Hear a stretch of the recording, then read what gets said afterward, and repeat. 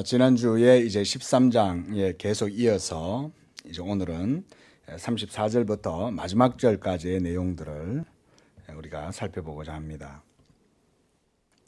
예수님께서 천국 복음을 전파하실 때에 하나님 나라에 대한 그런 어떤 영적인 실체, 그것을 있는 그대로 말씀하시지를 않고 비유를 사용해서 이 은유적으로 묘사를 하고 그렇게 해서 가르쳐 주신 것이 많이 있습니다.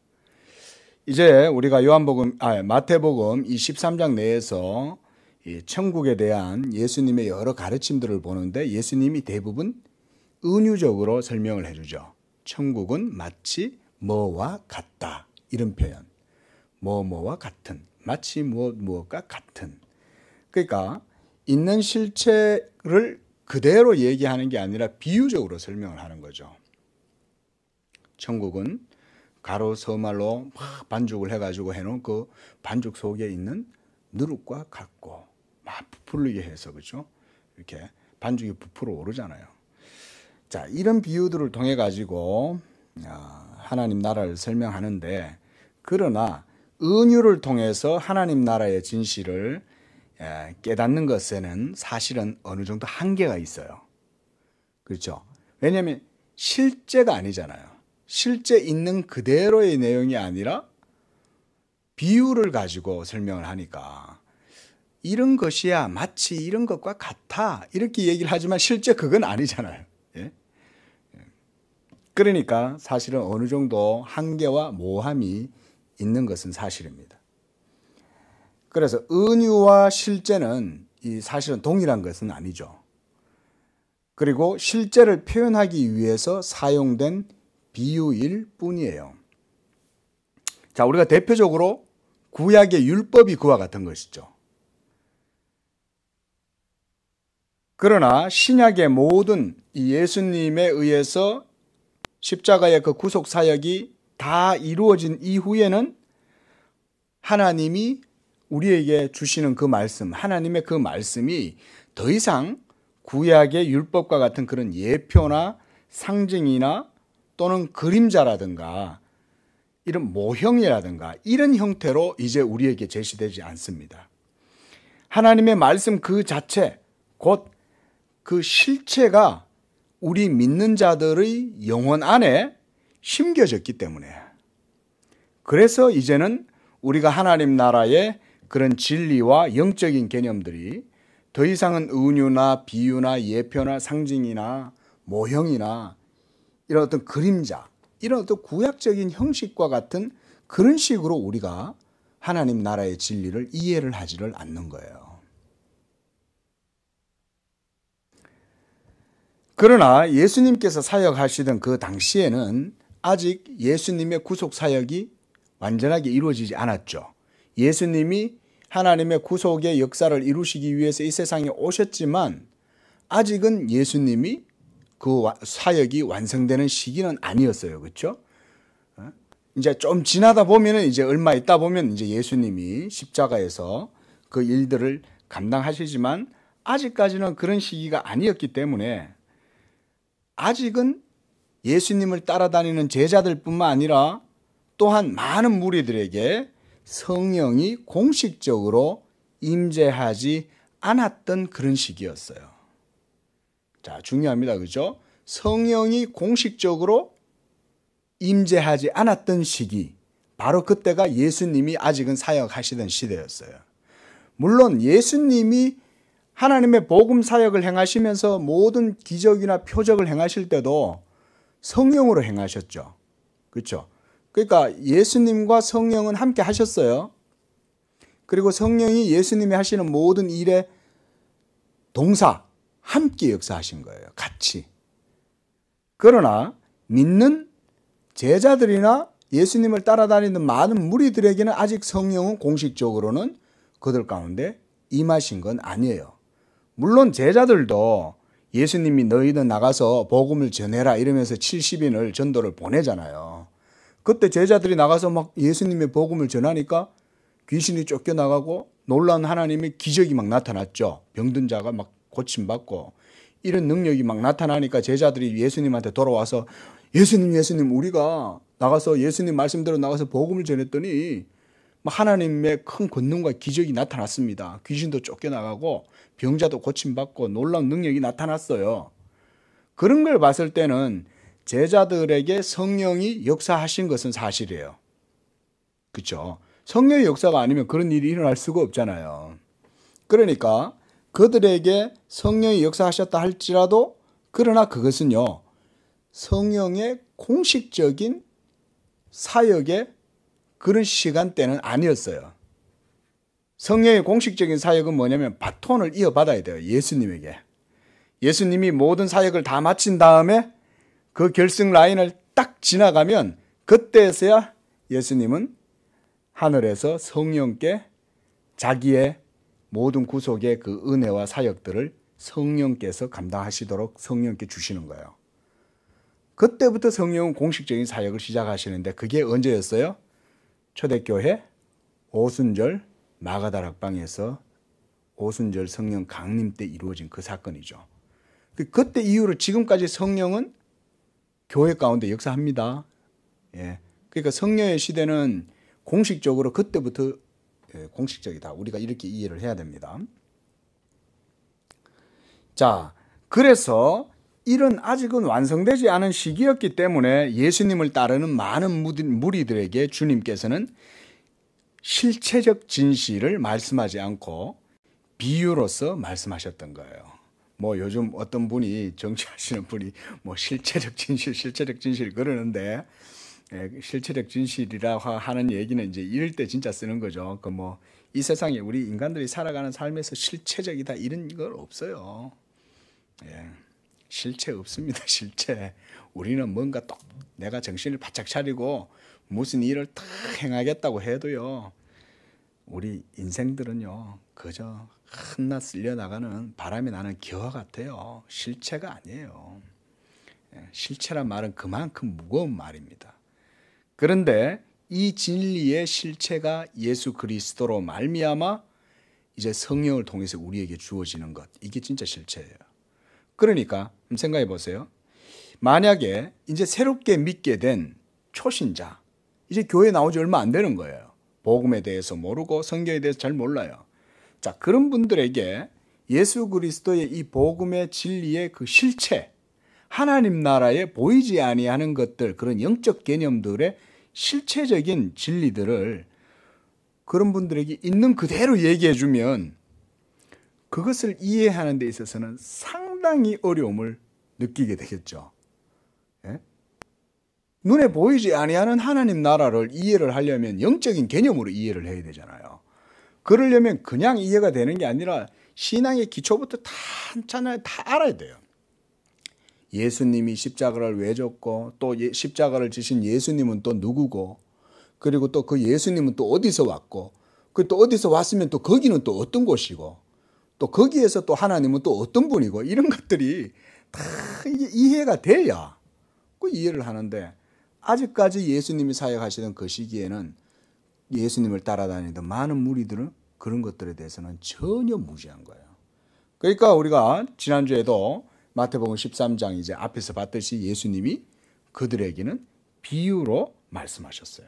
그래서 11절과 12절에 보면 주님이 제자들에게 이렇게 말씀하세요.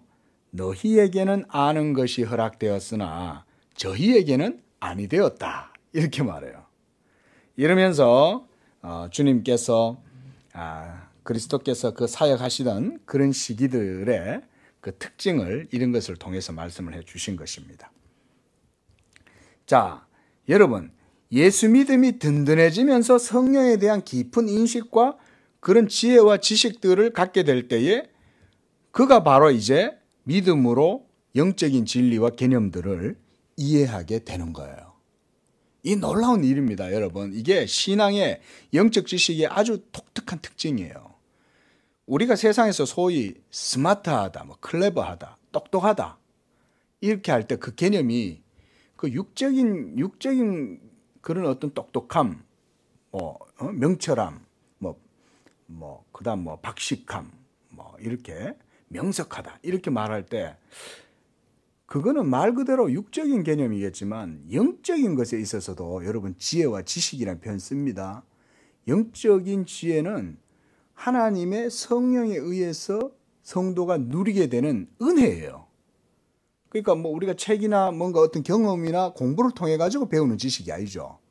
이것은 말 그대로 영적인 것이고 인격적인 것이니까 하나님을 믿을 때 그 믿음의 은혜 안에서 누리게 되는 게 그런 지혜예요. 그러니까 이거는 복음의 지혜와 지식은 이 세상의 것과 전혀 다른 거죠. 그러니까 이 세상 사람들이 그걸 이해한다는 게 이거 뭐 이성으로는 이해할 수가 없어요. 하나님과의 인격적인 관계 속에 하나님의 은혜를 누릴 때에만 깨달을 수 있는 지식인 거예요. 이게. 그리고 보면 그런 게 바로 인격적인 지식이고 사실은 그런 지식이 진짜 우리 영혼의 생명이 되는 지식이죠. 뭐 아무리 공부를 많이 해서 뭐 유명한 세계에서 가장 유명한 무슨 아주 대단한 대학에 들어가서 거기서 박사학위를 가지고 온다 한들 몰라요. 이런 거는. 그 하나님의 나라는 어떻게 보면 되게 공평한 거예요. 이 세상에서 자기가 잘났다 그러고 자기가 대단하다고 그런 사람들이 많아도 하나님은 그런 모든 자랑들을 다 어리석은 것으로 만들어 버리시는 거예요. 그리고 하나님의 지혜는 오히려 연약한 자들, 이 세상에서 소위 없는 자들, 미련한 자들, 이 세상에서 소위 없고 천대받고 멸시받고 무시당하는 그런 자들, 이런 자들에게 오히려 하나님 나라의 비밀이 열린다니까요. 그러니까 어떻게 생각하면 하나님은 공평한 분이죠. 지 잘났다 하고 자기가 세다 하고 자기 힘으로 된다고 생각하고 자기가 지혜롭다고 생각하는 자들에게는 하나님께서 이 십자가의 복음을 그들에게는 싹 가려버리는 거예요. 그래서 그들이 듣기는 들어도 깨닫지도 못하고 보기는 보아도 볼 수 없게 하나님이 그들의 모든 자랑과 지혜를 어리석은 것으로 하나님께서 만들어 버리시는 거죠. 이게 예수 그리스도의 복음이에요. 복음. 그러니까 복음의 은혜를 누리려면 겸손해야 돼요. 복음의 은혜 누리려면 어린아이와 같은 마음으로 하나님의 말씀에 귀를 기울여야 돼요. 그러면 복음의 도를 깨닫게 되고 배우게 돼요. 예. 자, 이렇게 예수님께서 이런 비유를 통해서 천국의 복음을 설명하시는 이유는 바로 아직 그들은 이 하나님 나라의 그런 경륜에서 볼 때 아직까지는 그것을 받아들일 준비가 안 된 상태에 있는 거예요. 그러니까 예수님은 제자들한테만 그것을 가르쳐 주시는 거예요. 제자들에게. 왜냐하면 그들에게는 허락된 거거든요. 거긴 또 여러 가지 뭐 이유가 있겠죠. 그러나 그런 것까지는 말씀을 드리지는 않겠습니다. 자, 31절과 32절에 예수님께서 이런 말씀을 하셨어요. 천국은 마치 자기 밭에 갖다 심은 겨자씨 하나를 같다. 그리고 그 겨자씨가 눈에 보이지 않을 만큼 작은데 이것이 나중에 자라가지고 풀보다 더 커지고 그리고 나무가 돼서 공중의 새들이 거기 가지에 깃들을 정도로 커진다. 이거를 천국의 비유해서 설명하는 거예요. 그러니까 우리가 천국 그러면 보이지 않잖아요. 그죠? 그 영적인 개념인데 그거를 이 겨자씨에 비유해서 설명하는 겁니다.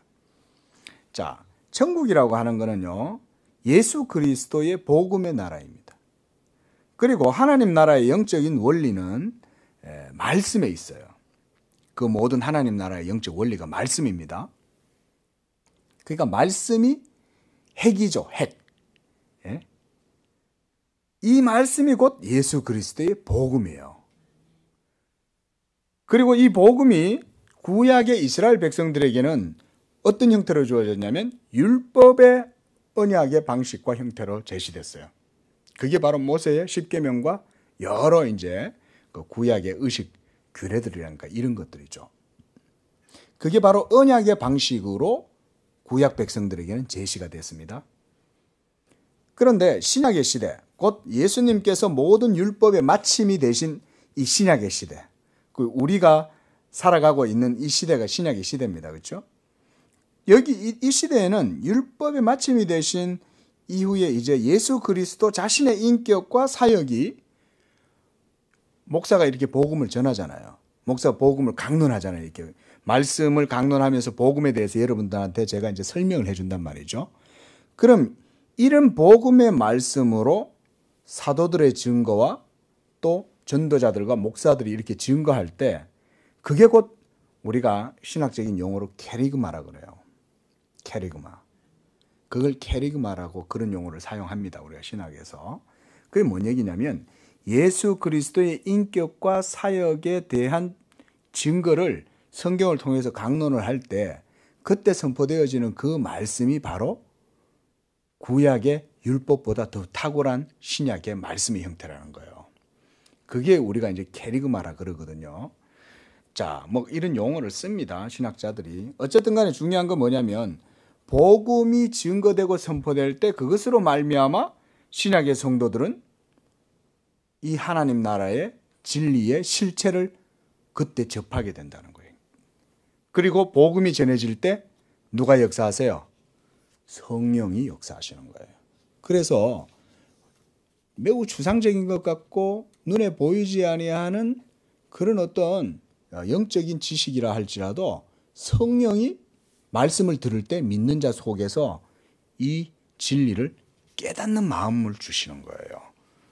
그게 바로 이 신약의 말씀입니다. 그래서 이 천국은 이제 이 땅 가운데에서 교회를 통해서 점차 이루어지고 있어요. 천국은요. 그리고 2000년 전에 그리스도께서 사역하시던 그 시대보다 이제 오순절 성령이 임하고 난 이후에 이제 신약의 시대 문이 열렸죠. 우리가 사도행전에서 이제 그걸 계속 봤잖아요. 그죠? 그렇게 열리고 나서 이제는 신약 시대 때에는 천국의 임재가 더 강하게 이루어졌어요.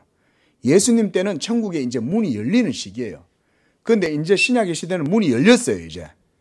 예수님이 그 문을 여신 거예요. 다윗의 열쇠가 되시는 그분이. 그러니까 다윗의 열쇠란 얘기는 바로 그 문을 여시는 분이 예수님이다 이 말이거든요. 그리고 2000년이 지난 오늘날, 우리가 살아가는 오늘날, 지금은 2000년 전에 초대교회 때보다 훨씬 더 천국이 더욱 가까워졌습니다. 근데 이 가까워졌다는 것이 어떤 시간적 간격이 줄었다 이런 의미가 아닙니다, 이게. 물론 시간적인 간격도 2000년이 지났으니까 시간적으로도 더 가까웠다는 것도 사실이지만 본질적인 의미는 시간을 말하는 게 아니에요. 마치 구약시대 때는 아직 하나님 나라가 없었지만 예수님을 통해서 하나님 나라가 이루어졌잖아요. 그런 의미로 지금은 더욱더 천국이 더 가까워진 시대를 우리가 살아가고 있다고 보면 됩니다. 그래서 우리가 이걸 어디서 볼 수 있냐면 이 사도 요한이 반모섬에서 유배가 돼가지고 거기서 옥고를 치르잖아요. 반모섬에서 이 막 착고에 매어가지고 그러고 있고 고통을 당하고 있을 때. 그런데 그때 천상에 계신 그리스도께서 계시를 주시잖아요. 그래서 요한아 앞으로 장차될 일에 대해서 내가 너에게 보여주겠다. 이러면서 요한계시록이 계속 이제 이루어지죠. 그때 이 사도 요한이 그 요한계시록 마지막에 가서 뭐라고 얘기하냐면 내가 보니까 하늘로부터 새 예루살렘 성이 하늘에서 땅으로 내려온다 이런 표현을 써요. 그러니까 새 예루살렘이란 말은 하늘이란 얘기거든요. 그 천국이 땅으로 내려온다는 거예요. 그것을 환상을 보았는데 그게 무슨 말이냐면 결국은 마침내 천국이 이 세상에 실현될 것이라고 하는 말씀이에요. 그러니까 여러분 우리가 보통 천국 이러면은 이 세상은 완전히 없어져 버리고 이제 새로운 어떤 것을 하나님이 만들어 가지고 주시고 지금 있는 건 다 폐기 처분해 버린다. 이런 식으로 생각할 때가 있잖아요. 그런 생각은 잘못된 거라는 거예요. 천국은 그렇게 이루어지지 않아요. 천국은 그리스도께서 오실 때 이 땅이 그리스도의 그 부활의 권능과 영광으로 이 모든 저주와 모든 죄악된 세력들이 예수 그리스도의 강림하실 때에 다 제거됩니다. 그리고 이 온 땅이 다시금 회복됩니다.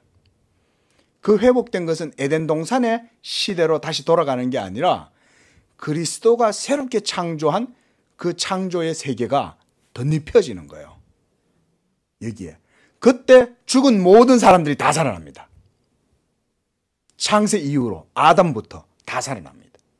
그리고 그때 비로소 살아난 모든 사람들이 그리스도 앞에서 다 심판을 받습니다. 그래서 악을 행했던 모든 사람들은 그때 영원한 하데스로, 스올로 내려가는 거예요. 지옥으로. 그때 영원한 심판으로 다 받게 되고, 그때 의인들이 그리스도와 함께 영원토록 왕노릇하게 되는 바로 그런 세계가 천국이에요. 오늘 보면 이제 그런 말씀들에 대해서 좀 얘기를 합니다. 자, 이처럼 제가 지금 무슨 얘기를 하냐면, 우리가 그 31절, 32절에 보면 천국이 겨자씨 하늘 같은데 눈에 보이지 않을 만큼 작았다는 거죠. 처음에 예수님이 오셨을 때 이 뭐 겨자씨만큼 작았잖아요. 그런데 이게 점점 자랐지 않습니까? 그 초대교회 오순절 역사가 이루어지면서 막 온 땅으로 막 그리스도 복음이 전파되고 막 하나님 나라가 점점 확장되고, 그러면서 곳곳에 교회가 세워지고 막 이런 일이 일어나잖아요. 말하자면 그런 얘기를 하는 거예요. 지금 여기서. 그 얘기입니다. 이거는. 그리고 예수 그리스도의 복음이 처음에는 율법의 형태로 저 가나안 땅 이스라엘 민족을 통해서 심겨지게 되었어요. 그게 바로 누굽니까? 우리가 요즘 창세기에서 에브라함, 그렇죠? 아브라함이 바로 그런 사람이에요. 하나님이 아브라함을 갈대아 우르에서 이끌어내 가지고 어디에다 심으셔요? 가나안 땅에다가 심으신 것이다. 이렇게 우리가 말씀드릴 수가 있는 거예요. 하나님께서 아브라함을 통해 가지고 이 복음의 경륜을 이루기 위해서 이미 저 오래전에 아브라함을 택해서 거기에다가 갖다가 놓으시는 거예요. 자기의 언약을 통해서. 그래서 우리가 이런 구약의 이스라엘이 이제 가나안 땅에 들어가는 그 과정이 400년이 또 나오잖아요. 그죠? 예? 아브라함과 이삭과 야곱 이후에 또 야곱의 자손들이 애굽의 70인들이 내려가게 되고, 그래서 거기서 400년 동안 애굽의 지배를 받으면서 종살이를 하다가 하나님께서 이제 때가 돼서 모세를 딱 보내가지고 이끌어내시잖아요. 그래서 그들을 어디에 들어가게 합니까? 약속의 땅 가나안에 들어가게 하잖아요. 그게 뭐냐면 이런 겁니다. 하나님 나라의 경륜이란 이런 방식으로 이루어지는 거예요. 하나님께서 마치 비유컨대 뭐를 비유할 수 있냐면 모종을 배양하는 곳이 애굽이에요. 모종을 배양했던 곳이. 그리고 육묘장이 바로 그 애굽인데 거기서 이스라엘이라고 하는 이 육묘를 쫙 키워가지고, 거기는 아직까지는 이제 그냥 육묘장이잖아요. 예? 그런데 그들을 이제 가나안 땅에다가 딱 갖다 심는 거예요. 하나님이. 거기에다가. 그래서 예수 그리스도의 구속의 완성으로 말미암아서 하나님 나라의 복음이 이제는 이 세상 가운데 실제적으로 그 권능을 발휘해서 인류 역사 가운데 세워지게 되었는데, 예수 그리스도의 교회가 바로 그 역할을 하는 겁니다. 그러니까 구약의 이스라엘이 가나안 땅에 심겨지고 그런 것도 전부 다 모형인 거예요. 어떻게 보면. 물론 거기에 하나님의 약속이 있었죠. 그러나 하나님의 그 약속이 실제적으로 의도한 바는 뭡니까? 이스라엘을 넘어서서 이방으로 전 세계까지 이 하나님의 구원이 이루어지게 하는 게 이스라엘을 가나안 땅에 심으신 목적이었던 거죠. 왜냐하면 그걸 발판으로 하나님이 이 인류의 시공간 역사 속에 들어오시고 그 속에서 실제로 구원의 역사를 이루시니까. 그러니까 제가 그래서 육묘장이다 이런 표현을 하는 거예요. 예? 묘목을 갖다 키워가지고 어느 정도 때가 되니까 하나님이 가나안 땅에 갖다 심으시는 거예요. 예? 그리고 그 가나안 땅에서 복음이라고 하는 그 나무가 점점 처음 자랄 때는 아직 꽃이 안 피었어요. 그때까지 꽃이 피는 시기까지 자랄 때가 언제냐면 이스라엘이 가나안 땅에서 율법 아래에서 살던 시기였던 거예요. 그리고 꽃이 이제 딱 필 때가 언제냐? 이제는 예수 그리스도가 오실 때인 거예요. 꽃이 필 때. 그 꽃이 핀 다음에 어떻게 됩니까? 벌이 슉 날아와가지고, 그죠? 딱 이렇게, 예? 자연의 섭리 가운데 이게 또 꽃봉오리가 이제 딱, 이제, 예? 나중에는 지면서 꽃이 지면 거기에 이제 뭐가 열립니까? 열매가 맺히죠. 그때가 바로 그리스도 복음의 열매가 이제 맺히는 시기예요. 그것이 바로 그 열매가 성령이에요. 성령은 그 열매가 익어가지고 물을 익어서 먹잖아요, 이제. 그때가 바로 성령이 임재하는 시기가 열매를 따서 먹는 시기예요. 우리가요, 성령을 먹고 마신다, 이렇게 말할 때, 그런 그리스도의 은혜를 누린다는 표현이에요. 그게 성령을 마신다는 얘기인 거예요. 예?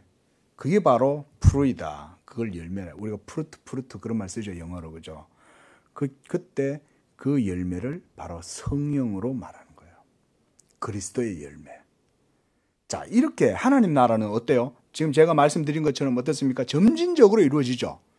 처음에는 아브라함에게서, 그 다음에 이삭과 야곱에게서 애굽으로 내려가서 400년 동안 거기서 육묘가 됐다가 400년 이후에 이제는 그 하나님께서 이들을 뽑아내잖아요. 거기서 모세를 보내가지고 강력하게 뽑아내갖고 가나안 땅에 심으시죠. 그리고 그 가나안 땅에서 예수님이 오실 때까지 이제 거기서 자라는 거예요. 하나님의 에덴이 가나안이니까 그 시온 땅에서 그렇게 자라서 열매가 맺히고 예수님이 오고, 이제는 이 열매가 딱 맺히니까 그때부터는 이 열매는 이스라엘에게만 고유하게 한정되는 게 아니라 전 세계로 하나님의 구원의 경륜이 이제 다 퍼져나가는 거예요. 마치 민들레 홀씨처럼. 민들레 홀씨가 탁 터지면 온 세상 다 날아가잖아요. 마치 그런 거예요. 그러니까 예수님이 지금 겨자씨를 천국에 비유하는 것은 바로 이런 하나님 나라의 원리를 말하는 거예요. 그 겨자씨 하나리 보이지 않아도 크면은 천하 만국이 이 복음의 그늘 아래 다 거하게 되는 거예요. 그 복음의 홀씨가 지금 우리 양재교회까지 떨어진 거죠. 그렇죠? 그 과정, 그 홀씨가 솔솔 날아가는 그 과정은 성령의 역사로 이루어지는 거예요. 성령의 인도하심으로. 그래서 여러분들의 삶에, 여러분들의 마음밭에, 여러분들의 가정에, 저도 저희 선친 때 그 민들레 홀씨가 떨어진 거예요. 여러분도 여러분들의 삶에서 하나님께서 복음의 씨앗이 이런 과정을 통해서 떨어지게 한 거예요.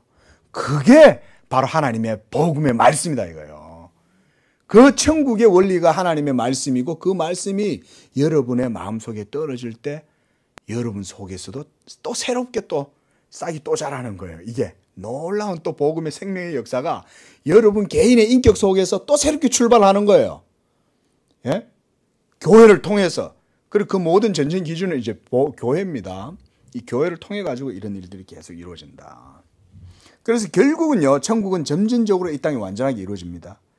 완전하게 이루어지면 어떻게 되겠어요? 이 세상에 있는 것들은 모두 다 그것에 의해서 다 제거되겠죠. 마치 이스라엘 백성들이 가나안 땅을 점령해 들어갈 때 그 가나안 땅에 살던 7 족속들이 어떻게 됩니까? 다 쫓겨나가죠. 그건 여러분 하나님 나라에 대한 예표입니다. 그래서 하나님께서 가나안 땅의 백성들을 진멸하라고 하실 때 그 땅에 사는 사람들을 우리가 인간적인 눈으로 볼 때는 또 하나님 왜 잘 사는 사람들을 그 땅에 다 쫓아내냐? 그 땅의 거민들인데. 우리가 이런 생각이 들 수 있습니다. 그렇죠? 근데요, 여러분 그런 생각이 딱 드실 때 어떻게 생각하시면 되냐면, 하나님의 관점과 하나님의 뜻에 여러분들의 가치 기준을 거기다 세워야 돼요. 우리 사람은요, 전부 다 가치의 기준을 어디에다 대냐면 우리 자신의 감정에다가 이입을 시키는 거예요. 근데 여러분, 나중에 여러분들이 구원받을 때 하나님의 기준으로 구원받습니까? 여러분 자신의 감정의 기준으로 구원받습니까? 하나님의 기준으로 구원받잖아요. 중요한 건 내 감정이 아니에요. 더군다나 성경은 우리 인간의 모든 감정은 다 하나님과 원수된 감정이에요. 우리는 하나님을 사랑하지 않으면서도 내 감정이 더 대단하다고 생각하는 거예요. 그러니까 하나님의 기준으로 생각하지 않는 거예요. 근데 그래서 우리가 구약 성경 읽을 때 그 말시온이라고 하는 이단은 구약의 하나님은 비정하고 인격도 없고 완전 막 굉장히 무섭고 공포스러운 그런 분이다. 그래서 그 제대로 된 하나님이 아니고 미성숙한 신이다. 심지어 이런 식으로까지 생각을 한 거예요. 그 신약의 신은 사랑의 신이고 인격적인 신이고 막 이렇게. 그래서 신약의 신과 구약의 신은 서로 다른 신이고 구약의 신은 저급하다. 뭐 이런 식으로까지 얘기했단 말이죠. 그래서 성경을 잘못 이해한 거죠. 여러분, 구약의 신과 신약의 예수 그리스도는 동일한 분이에요. 그래서 가나안 땅을 막 점령해 들어갈 때 하나님께서 뭐라 그래요? 그 땅에 있는 백성들을 불쌍히 여기지 마라 이렇게 말하는 거예요. 자, 기준이 뭐예요? 하나님의 기준인 거예요. 하나님의 무슨 기준요? 이 세상에 하나님의 긍휼과 자비를 베푸시기 위한 하나님의 기준인 거예요. 가나안 땅의 백성이 살아있고서는 이스라엘 백성들이 하나님의 구원의 은혜를 누릴 수가 없기 때문에 그런 거예요. 그들하고 같이 섞여 있어 보세요. 하나님의 율법으로 이스라엘 백성들을 40년 동안 광야에서 온갖 모든 기적으로 메추라기로 하늘의 만나로 먹이고 매일매일 기적을 체험했잖아요. 그런데도 그들은 하나님을 믿지 않은 거예요. 그만큼 인간은 악한 거예요. 불신앙적이고. 얼마나 악한지 여러분 우리 상상을 초월합니다. 이 인간의 부패와 타락성은요. 근데 만약에 그런 이스라엘 백성들이 가나안 땅에 있는 7 족속들을 그대로 놔두고 들어와 살아보세요. 하나님 말씀 순종하고 살겠어요? 그리고 구원받을 수 있겠습니까? 구원 못 받아요. 이거는요, 여러분들이 실생활 속에도 마찬가지입니다. 가령 여러분들의 자녀를 여러분들이 어느 먼 곳에 보냈는데 그곳에 가보니까 그곳에 온갖 동네 양아치들이 다 있고 그러면 거기에 여러분들 자녀를 들여다 보내겠냐 이거예요. 안 하죠? 무슨 소리, 나한테 무슨 그런 권한이 있으면 어떻게 하든 이 아이를 반드시 거기를 보내야 돼. 그리고 반드시 내 아이는 저기 분명히 가야만 아버지가 아들에게 베풀어주는 그 사랑을 다 얘가 누릴 수 있는데 그렇다면 어떻게 해야 될까요? 거기에 있는 것들 다 쫓아 보내야 되는 거예요. 무슨 수를 써서든. 하나님은 가나안 백성들을 그렇게 보시는 거예요. 그래서 아브라함에게 우리가 지난주에 말씀에서 봤잖아요. 아직은 아모리 족속의 죄악이 그 땅에 관영치 않았다 그러잖아요. 근데 400년 후가 되면 가나안 땅의 7 족속들의 죄가 창궐해지는 거예요. 400년 동안. 그때 하나님께서 이스라엘 백성들을 하나님 나라의 군사로 사용해서 이스라엘 백성들이 진군에 들어가는 곳곳마다 모든 죄가 다 타파되도록 하신 거예요. 이게 여러분들이 요즘 보고 있는 창세기뿐만 아니라 출애굽기와 여호수아서 같은 데 보면 그 하나님 나라의 심판이 이루어지는 과정이라고 볼 수 있는 거예요. 그러니까 우리가요, 성경을 읽으실 때도 그런 것들을 하나님의 기준으로 봐야 됩니다. 사람의 기준으로 보면 안 됩니다. 자, 또 천국은 마치 가루 서말 속에 갔다 전부 부풀게 한 누룩과 같다. 이것도 우리가 보면 누룩은 눈에 보이지 않잖아요. 여기서 예수님이 말씀하시는 누룩은 하나님 나라의 성격인데 눈에 보이지 않지만 실제로 역사한다 이거예요. 하나님 나라가 눈에 안 보인다고 그 실제성이 없다는 게 아니에요. 눈에 보이지 않지만 하나님 나라는 훨씬 더 권능으로 임하는 거예요. 그래서 구약의 이스라엘 백성들이 가나안 땅에 침공에 들어가서 그 가나안 땅을 점령했던 것은 실제였잖아요. 그것처럼 성령이 믿는 자들 속에 임재하시고 하는 그런 것들이 실제라는 거예요. 우리가 사도행전에서 본 게 바로 그런 거죠. 성령이 실제로 임하니까 놀라운 기적도 나타났지만 로맨틱한 보고만 있는 게 아니라 하나님 나라의 실제가 임하니까 어떻게 되는 거예요? 아나니아와 삽비라의 사건이 대표적으로 그런 걸 보여주는 거죠. 그리고 헤롯 대왕도 막 교회를 핍박하고 잔해하고 막 야고보를 죽이고 막 이렇게 하면서 지가 마치 신이 된 것이냐 착각하고 있을 때 하나님께서 죽여버리죠. 주의 사자가 벌레를 보내가지고, 예? 그 실제로 그 역사에 그 기록이 돼 있어요. 그렇게 죽었다고. 그러니까 이 하나님 나라의 실제성이 그런 걸 통해서 하나님이 보여주시는 거예요. 그리고 성령은 지금도 마찬가지입니다, 여러분. 예? 지금도 하나님의 모든 나라가 성령의 권능으로 이루어지는 겁니다. 자, 이러한 형태로 예수님이 천국에 대해서 설명을 해주시는데 34절에 보니까 이 모든 것을 비유로 하시고 비유가 아니면 아무것도 말씀하지 않으셨다 이렇게 말해요. 그리고 35절에서 이는 선지자를 통해서 말씀하신 바를 이루려고 하심이다. 내가 입을 열어 비유로 말하고 창세로부터 감추인 것들을 드러내리라 함을 이루려고 하셨다. 자, 이렇게 예수님께서 하나님 나라에 대하여 비유로 말씀하셨는데 감추어져 있는 것은 오직 예수님만이 그 일들을 드러내실 수가 있어요. 왜냐하면 예수님은 바로 그 일을 위해서 오셨기 때문에. 구약의 모든 율법의 내용들은 어떻게 보면 베일에 가려져 있잖아요. 우리가 그 율법을 통해서는 하나님 나라의 실체를 정확하게 뭔지 판명이 안 나거든요. 그렇죠?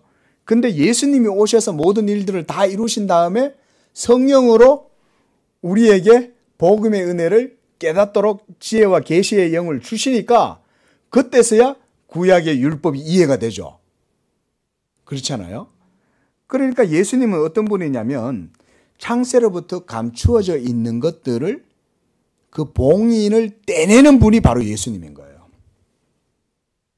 영적인 하나님 나라의 봉인, 영적인 비밀들, 은밀하게 감추어진 하나님의 경륜들, 이런 것들이 예수님에 의해서 이제는 딱 인이 제거되는 거예요. 그래서 요한계시록에 보면요, 사도 요한이 이 예수님이 하시는 일을 보고 인을 떼시는 분이다 이렇게 말합니다. 우리 한번 성경 한번 찾아보겠습니다. 요한계시록 한번 찾아보세요. 자, 요한계시록은 찾기 쉽죠? 제일 뒤에 있어요. 요한계시록 5장 한번 펼쳐봅니다.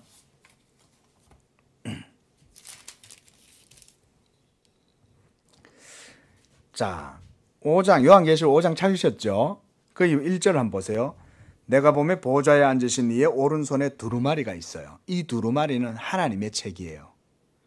이 하나님의 책이면 하나님 책임은 글이 기록되어 있을 거 아니에요.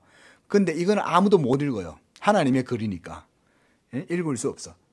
그런데 그것이 안팎으로 써져 있는데 7인으로 봉하여져 있어요. 7인으로 봉해져 있기 때문에 이게 띄지 않으면은 아무도 그걸 능히 해석하거나 펼쳐가지고 읽을 수가 없어요. 그런데 2절에 보니까 힘 있는 천사가 큰 음성으로 외치기를 누가 그 두루마리를 펴며 그 인을 떼기에 합당하냐? 천사가 저 하늘에서 이 환상 가운데 그렇게 소리를 막 지른 거예요. 누가 이 두루마리를 펴서 그 인을 떼기에 합당하겠냐? 이렇게 천사가 막 소리를 지르니까 그 4절에 이제 사도 요한이 이제 성령의 감동대가 있으니까 그 인을 떼긴 떼야 되는데 그게 너무 보고 싶은 거야. 그래가지고 저 인을 떼야 되는데 어떡하죠? 그럼 누가 하는 거예요? 저 인을 떼야 되는데 어떡하죠? 하니까 막 깊은 이제 큰 마치 절망과 같은 슬픔이 빠진 거예요. 그래서 그거 환상 중에 막 울어요. 그 두루마리를 펴거나 보거나 하기에 합당한 자가 보이지 아니하기로 내가 크게 울었더라. 그러니까 그 마음이 성령이 감동돼 갖고 세례 요한이 얼마나 그게 그 두루마리 하나님 손에 들려 있는 그 두루마리를 보고 싶었겠어요. 그때 장로 중에 5절에 장로 중에 한 사람이 내게 말하되 울지 말라. 보세요. 유대 지파의 사자 다윗의 뿌리가 이겼으니 그 두루마리와 그 7인을 떼시리라. 이렇게 하는 거예요. 그 누구겠어요? 예수님인 거예요. 그래서 6절에 보니까 내가 또 보니 보좌와 내 생물과 장로들 사이에 한 어린 양이 서 있는데 일찍이 죽임을 당한 것 같더라. 그에게 7뿔과 7눈이 있으니 이 성령을 말합니다. 여러분 7뿔과 7눈은 성령을 말해요. 그래서 이 성령으로 말미암아 그 설명되어 있네요. 이 눈들은 온 땅에 보내심을 받은 7영이더라. 이 말은 성령을 말해요. 이 7영이라는 얘기는 영이 7개 있다는 얘기가 아니에요. 완전한 진리의 영을 7영이다 이렇게 말하는 거예요. 그리스도의 영이 7영입니다. 완전한 진리의 영. 그런데 7절에 보세요. 뭐라고 나와입니까? 그 어린 양이 나와서 보좌에 앉아 계시는 이의 오른손에서 두루마리를 취하시니라. 이렇게 하는 거예요. 두루마리를 취해서 뭘 하시겠다는 거예요? 이제 그 인봉을 떼는 거예요. 그래서 9절에 보면 그들이 새 노래를 불러 이르되 두루마리를 가지시고 그 인봉을 떼기에 합당하시도다. 이렇게. 그리고 5절에 안 읽었네요. 5절. 그 두루마리와 그 7인을 떼시리라. 이렇게 나오죠. 그러니까 하나님 나라에 감추어져 있는 영적인 비밀, 은밀한 지혜와 지식들을 그 인봉을 떼내시는 분은 누구라는 거예요? 예수님이 떼내신다는 거예요. 어떻게 떼내신 거예요? 예수님께서 십자가로 모든 의를 다 이루신 다음 이 인봉을 떼는 권세를 가지셨기 때문에 하나님께로부터 그 인을 떼낼 수 있는 권세를 예수님이, 하나님의 아들이 취하셨기 때문에 떼내시는 거예요, 이제. 그래서 사도 요한이 거기서 보니까 한 어린 양이 서 있는데 일찍이 죽임을 당한 것 같더라. 그러면서 그건 바로 하나님의 어린 양 예수 그리스도다. 그렇게 얘기하는 거예요. 이 그리스도가 결국은 인을 뗐다는 얘기는 결국은 구약의 이 율법의 베일에 가려져 있던, 감추어져 있던 이런 은밀한 하나님의 나라의 영적인 진리가 예수 그리스도로 말미암아 떼졌어요. 그게 어떻게 떼졌냐?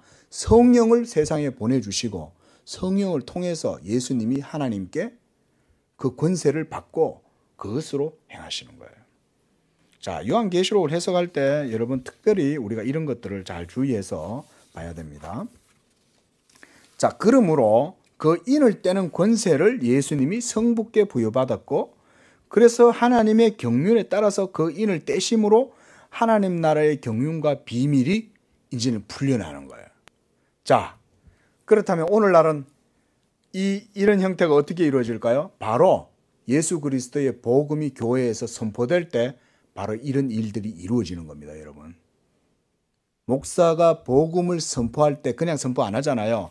성경의 진리를 증거하잖아요. 여러분, 이런 증거하는 사역은 성령을 통해서 이루어지지 않습니까? 그러면 목사가 복음을 전하고 성령이 역사하실 때 하나님의 말씀의 비밀들이 강해가 되는 거예요. 해설이 되는 거예요. 그 얘기 자체는 뭐냐면 그 인봉이 이제는 두루마리가 펼쳐지고 두루마리에 기록된 그 비밀한 내용들이 이제는 더 이상 감춰져 있지 않고 드러난다는 거예요. 그게 바로 신약의 교회가 복음을 선포를 통해서 그 일이 이루어집니다. 아주 신학적인 표현 같지만 이런 것들이 하나님 나라의 실제적인 역사들입니다. 자, 이렇게 해서 제자들이 이제 36절에서 39절에 보면 예수님이 제자들에게 비유에 대해서 아주 자세하게 설명을 해줍니다. 밭의 가라지의 비유를 우리에게 설명해 주소서 하니까 예수님이 직접적으로 이제 설명을 해줘요. 자, 좋은 씨를 뿌리는 이는 예수님이에요. 예수님이 씨를 뿌린 거죠. 농부처럼. 그 다음에 밭은 세상. 이 세상은 여기서 더 정확하게 말하면 교회를 말합니다. 예? 이 세상에 씨를 뿌릴 때 그 씨의 열매가 어디서 맺힙니까? 길에서 맺혀요? 돌짝밭에서 맺힙니까? 가시밭에서 맺혀요? 아니죠. 좋은 밭에서 맺히잖아요. 그 좋은 밭이 바로 교회예요. 교회를 의미합니다. 그리고 이 좋은 씨는 뭐겠습니까? 하나님의 아들들, 천국의 백성들, 말하자면 성도들이에요. 그리고 가라지는 악한 자의 아들들, 이 소위 우리가 예수님 뭐 마귀의 자식들 할 때 그 마귀의 자식들, 이들은 불신자들이에요.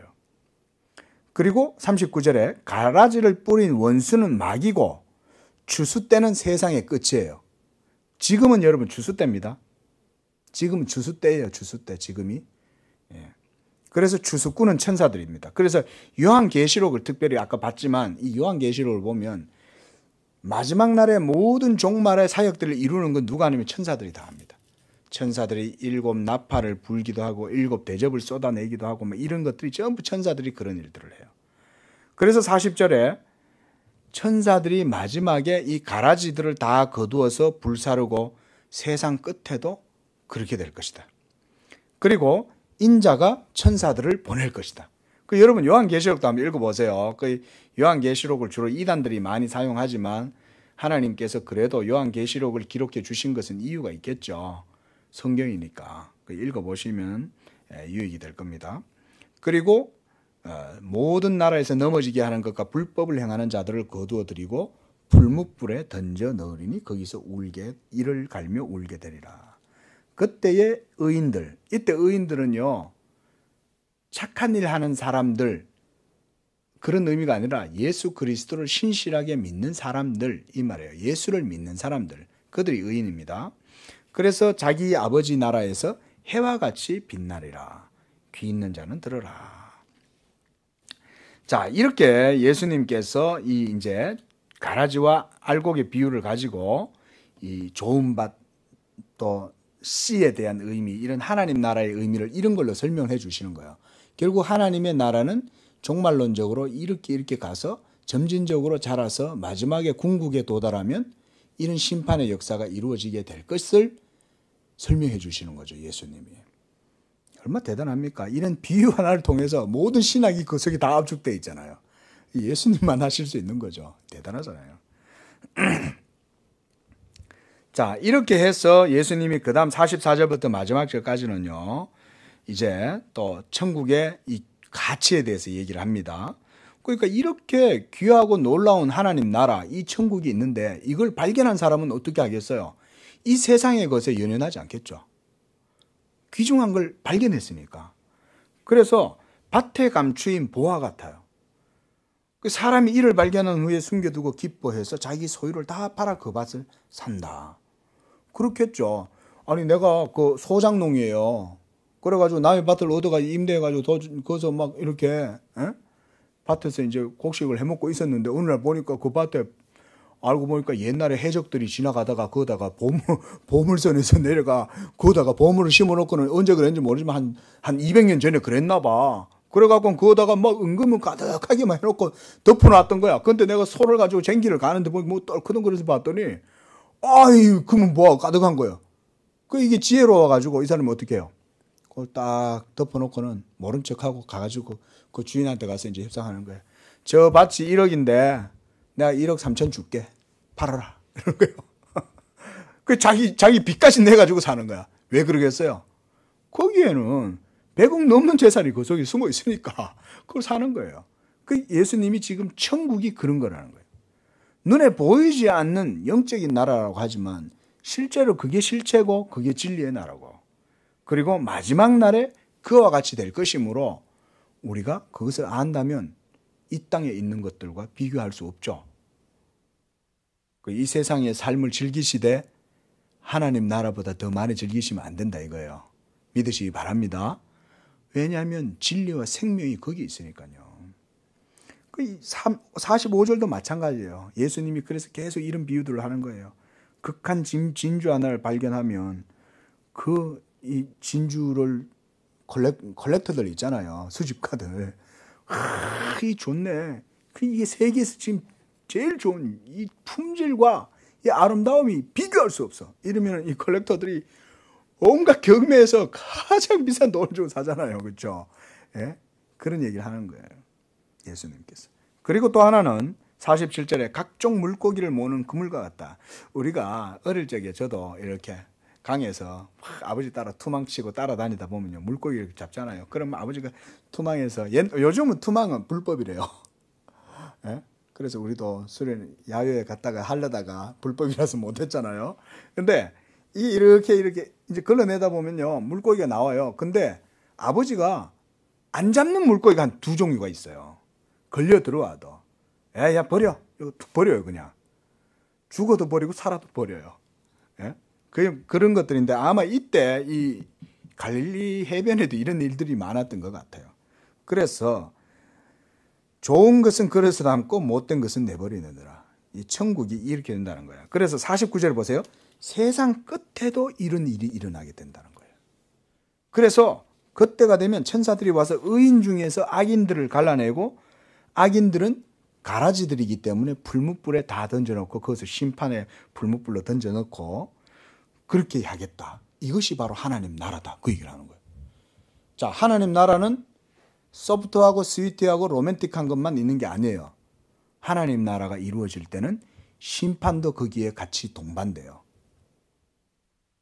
이게 하나님 나라입니다. 그래서 이 모든 것을 깨달았느냐? 그러하이다.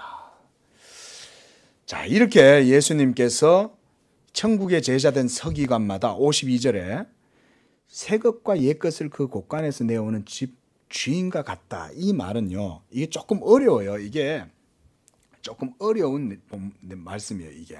근데요, 지금 보세요. 지금까지 천국의 서기관된 이 목사가 지금까지 뭐 했어요? 복음을 설명하고 있었죠. 그렇죠? 근데 그 복음이 하나님 나라의 영적 원리들이잖아요. 진리잖아요. 그거를 쭉 이렇게 설명할 때 자기 집에 있는 그 곳간에 있는 것들을 꺼내오고 어떨 땐 새 것도 꺼내오고 옛 것도 갖고 오고 이걸 어떨 때는 율법과 복음으로 이해를 하긴 하지만 그것도 포함되어 있다고 봐요. 포함되어 있지만 결국은 하나님 나라의 천국의 그 진리에 대해서 이 천국의 제자된 서기관마다 그런 것들을 필요대로 꺼내가지고 내오는 집주인과 같은 것이 천국이라는 거예요. 자, 조금 헷갈리시는 것 같은데 이해가 언뜻 안 되시는 것 같은데 지금 여기는 뭐예요? 지금 우리는 천국을 누리고 살아가는 시대죠. 그런데 여러분 천국을 지금 어떻게 누리고 계세요? 지금 현재. 목사가 말씀을 전하잖아요. 복음을 강론하면서 증거를 통해 가지고 여러분들에게 지금 새 것과 흠 것이 지금 계속 들락날락하고 있는 거예요. 예? 이게 지금 천국의 서기관, 제자된 서기관마다 마치 새 것과 옛 것을 그 곳간에서 내오는 집주인과 같아서 신약의 시대에는 이렇게 하나님 나라의 복음의 은혜들을 백성들이 누리게 된다 이 말인 거예요. 그 집에는 그 집주인은 그 집주인이 꺼내올 때는 뭘 주겠어요? 누구한테 주겠어요? 그 집에 사람들한테 줄 거 아니에요. 자기 식솔들한테도 주고 가족들한테 다 그걸 줄 거 아니에요. 그렇죠? 그때 바로 이런 것들을 먹이고 누리게 하고 하는 것들이 바로 하나님 나라가 신약교회에서 그런 형태로 이루어진다. 저는 이걸 이렇게 봐요. 저는 이것이 비교적 아주 온전한 해석이다라고 이를 봅니다. 그 52절이 조금 어려운 해석이긴 해요. 그러나 천국의 서기관이라 그랬으니까 이것은 구약이 아니라 신약의 시대를 말하는 거고 그 속에서 바로 이처럼 복음을 전하는 자들이 새 것과 옛 것을 그 곳간에서 내와서 설명을 해주는 거죠. 우리가 구약도 배우고 신약도 배워야죠. 그렇죠? 새 것만 배우는 게 아니에요. 옛 것도 같이 배우는 거죠. 자, 기도하겠습니다.